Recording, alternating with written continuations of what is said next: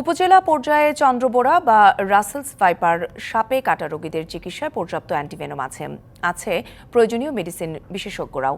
তাই ভ্যাকসিন নেই, রোগী মারা গেছে এমন সব গুজবে আতঙ্কিত না হওয়ার আহ্বান জানিয়েছেন স্বাস্থ্যমন্ত্রী ডাক্তার সামন্তলাল সেন। দুপুরে রাজধানীর বঙ্গমাতা শেখ ফজিলাতুন্নেসা মুজিব কনভেনশন হলে রাসেলস ভাইপার বিষয়ে সেমিনারে এসব কথা জানান তিনি।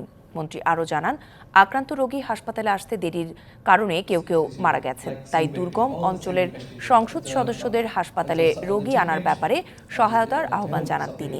অনুষ্ঠানে স্বাস্থ্য প্রতিমন্ত্রী ডাক্তার রোকেয়া সুলতানা জানান, অ্যান্টিবায়োটিকের অপব্যবহার বেড়েছে, এই বিষয়ে নানা ব্যবস্থা নেওয়ার কথা জানান তিনি।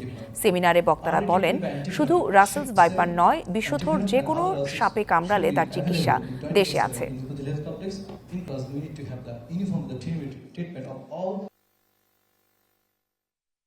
এই জন্য আমি মাননীয় সংসদ সদস্যদেরকে বলছিলাম যে আপনাদের তো অনেক হ্যান্ডস আছে, আপনাদের মেম্বার আছে, চেয়ারম্যান আছে, রোগী আনার দায়িত্বটা যদি আপনারা নেন, চিকিৎসকদের কাছে নিয়ে আসেন। চিকিৎসকরা তো চিকিৎসক হইতে, রোগী তো আনতে হবে, সেটা তো আর চিকিৎসকরা পারবে না।